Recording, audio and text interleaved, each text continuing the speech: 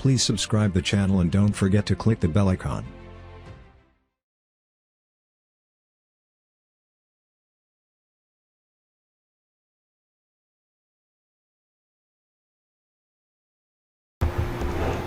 Bismillahirrahmanirrahim.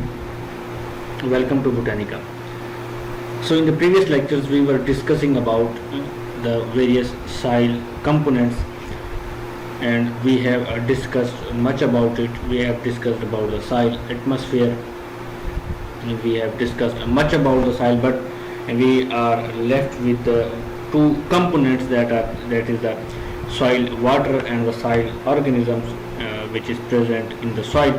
So today's topic is soil water. So as far as the water in the soil is concerned, there are four types of, or we can say that water in the soil is available in four forms, or it is present in the soil in the four different types, four different forms. Either the water is gravitational water. What is gravitational water and why we are calling it gravitational water, it will be discussed later. Or that is the capillary water in the form of hygroscopic water or in the form of water vapors. So as far as the water is concerned in the soil, so it is present in these four types. Either that water may be regarded as that is the gravitational water, or it is the capillary, hygroscopic, or water may also be present in the water vapor. So we are discussing these all four types of water one by one. So first of all we are going to discuss the gravitational water. So why it is called the gravitational water? As the name indicates that this is the free water which is moving or which moves or which is under the influence of the gravity, and it moves through the soil due to the force of gravity. That's why it is called the gravitational water. So when rain falls, or when we are giving water to the plants, so some of the water will percolate downwards because of the force of the gravity, and that water is called the gravitational water. So water that percolates downward under gravitational influence, it is called the gravitational water. So it is quite understandable that water which is under the influence of the gravity and it is not held with some particles or something else in the soil and it goes downward, so that water is called the gravitational water. And that water which goes downward, it accumulates in the pore spaces of non-capillary size or macropores. As we will discuss the second type of soil water, that is the capillary water, where the water is bound to the capillary size micropores, or that is present, water is present in the small size pore, so that is called the capillary water. And here the water is not present in the capillary size pores, but water will percolate downward and it will accumulate in the pores which are not of capillary size. They are large in size, they are not capillary size, so they are called macropores, and this water is called the gravitational water. So this is the excess water, is we can say is that is the excess water as well. So this excess water is called the gravitational water. Why we are calling it excess water? Because when the water is enough water is retained in the soil so as to be used for the plants, and the excess water goes downward under the influence of the gravity. That's why we are calling it the excess water. So it moves rapidly out of the well-drained soil, so it is quite understandable, and it is the second sentence or the last sentence is explaining this excess water term, how that the well-drained soil will contain enough amount of water so that which can be absorbed by the plant, and there will be excess water, that is the gravitational water, which will go or which will percolate down and which will be accumulated in the macro pore. So it is not considered to be available to the plant. So this particular water, or the gravitational water, the first type of water which we are discussing, as far as the availability to the plants is concerned, it is not available to the plants. So when the gravitational water percolates down and reaches to the soil, or reaches to the parent rock from where the soil is formed, so that parental rock, when it gets the water, so that water is called the ground water. So there is a difference between the gravitational water and the ground water. That water which percolates downward and it is now accumulated and it is now reached to the parental rock, it is called the ground water. and we can say that the gravitational water is another term. That gravitational water is the water which is moving because of the influence of the gravity, and it is accumulated in the macropore, and it is not present at the parent rock. So that is called the gravitational water. So this is the difference between the gravitational water and the ground water. So it drains out of the soil in 2 to 3 days. So it is simply the time limit. So for example, if there is a rainfall, so after the 2 to 3 days of the rainfall, the water will percolate down and drains out of the soil, and it is reaches to the parent rock. So the next type is the capillary water. So water held in the capillary pores of the soil. So previously we have discussed that there are macro pores, which are large size pores, and gravitational water is accumulated in those large size pores. And in the capillary water, why it is called capillary water? Because this particular water is present in the pores which are of very small size, of capillary size. So that's why it is called the capillary water. It has something to do with the capillarity theory, which is the transpiration pull theory as well.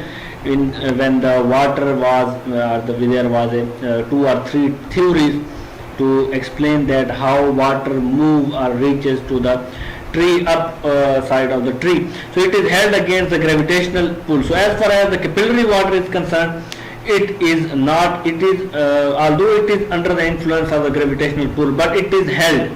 It is bound to some sort of particle, that is, it is bound to the pores, micropores. Capillary water is left behind after the gravitational water has moved down. So why we are calling it that it is held against the gravitational pull? So when the water is moving, or the gravitational water is moving under the influence of the gravity, some of the water is remain, or it is retained in these capillary size pores, and that is left behind when all the gravitational water is moved. So that water which is remains or which is retained, that is called the capillary water. So how this capillary water is, what are the forces which are responsible for the presence or for the binding of this water? That is the cohesion and adhesion.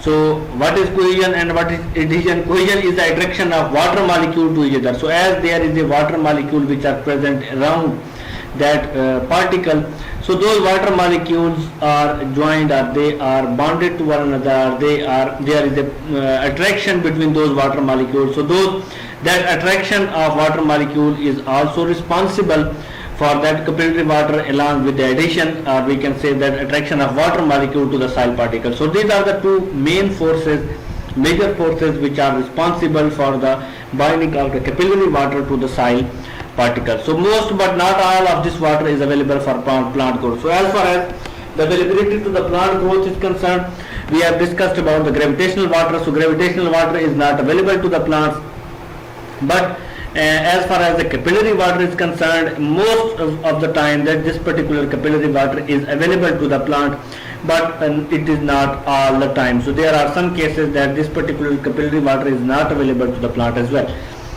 So third type of water, that is the hygroscopic water. So this water forms very thin film around the soil particle. So as far as the third type of soil particle is water in the soil is concerned, this is the hygroscopic water. So in the capillary water, that water was retained, or that was present around the soil particles, that was bound to the soil particles. But as far as the hygroscopic water is concerned, it is forming the thin film around the soil particle. So it is forming a thin film, but it is not like the capillary water. So it is not available to the plant. So as far as the hygroscopic water is concerned, it is not available to the plant. So the water is held so tightly by the soil that it cannot be taken up by the roots. So as far as the availability to the plants is concerned, capillary water is mostly available to the plants, but here the hygroscopic water, as it forms the thin film, it is joined, or it is held very tightly, so that roots are unable to extract or absorb water, which is hygroscopic water. So it is not held in the pores, that's why we are not calling it the capillary water, but it is present on the particle surface, that's why we are giving it the name hygroscopic water, because those there are some chemicals which are hygroscopic, that they absorb water from the environment and they get converted themselves into liquid by absorbing the water or moisture from the surrounding. So these particles are also hygroscopic, that they absorb, or we can say that in other words adsorb, not absorbing, it is adsorbing, that the water is available or it is bind to the soil particle, it is forming a thin film. This means clay will contain much more of this type of water than sands because of surface area differences. So as far as this particular hygroscopic water is present around the soil particle, it is making a thin film. It is not present in the pores, but it is present on the surface of the particle. So as far as the clay is concerned, it has much more surface area as compared to sand. So when particles are converted or they are of smaller size, they will have a greater surface area. So because of this, as far as the clay is concerned, it will have a more surface area, because of large surface area, it will also contain a more hygroscopic water as compared to the sands.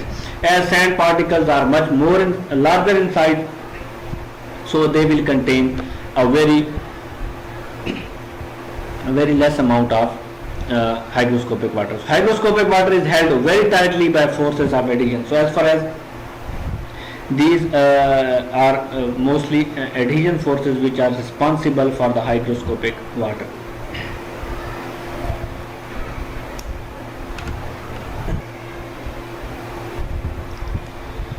So here we have three types of water which is present.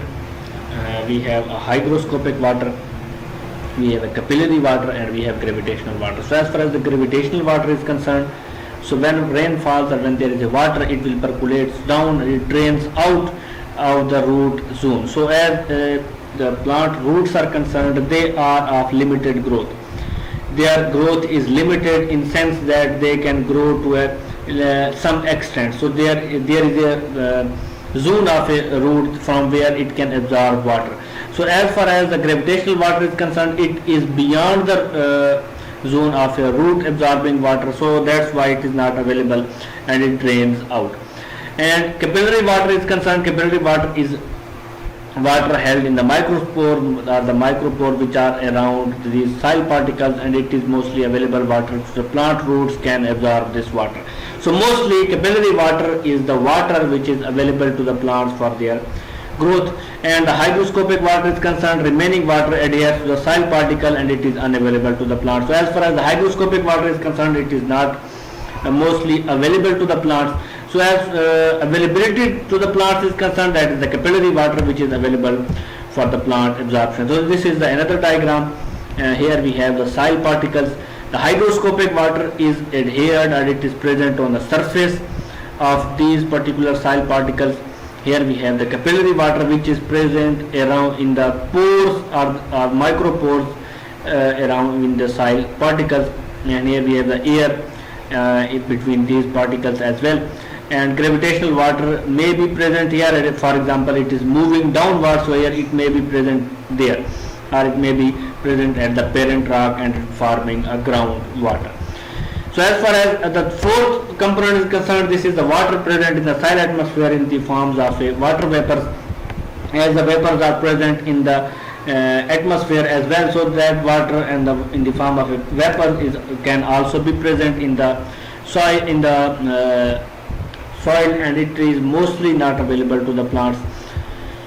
So as far as the functions are concerned, soil water, first of all, it maintains the soil texture by binding the soil, or it is also a binding agent, and because of this soil, because of this water, it maintains the soil texture, different composition of the proportion of the different soil particles, that is called the soil texture. So water is available for maintaining the soil texture.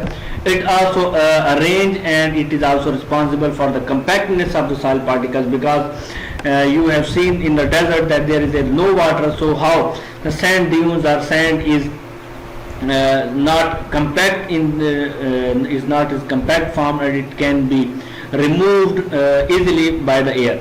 So because of the water, it gives a soil arrangement and compactness, and soil water also has a function that it has a good solvent, and most of the ions and fertilizers, they are present here. They act as a solvent and plant now can absorb easily. It makes soil solution dilute so that the nutrients may be absorbed by the plants easily. So as far as the soil solution is concerned, water is responsible for making it dilute so that plants are easily obtained and easily absorb their dilute solution. And water also affects quite understandable and quite basic thing, that it also affects the plant growth and other physiological activities, because for example when we talk about the growth and physiological activity, water is required for the process of photosynthesis. For it is photolysis of the water is occurred and electrons are extracted from the water. So water is essential for the photosynthesis, and if there is no photosynthesis, so it means no life, neither for the plants and nor for the animals as well. So water forms a major part of the plant itself. So as far as the water is concerned, it is also present in the plant in the abundant quantity, in the enough or the large amount.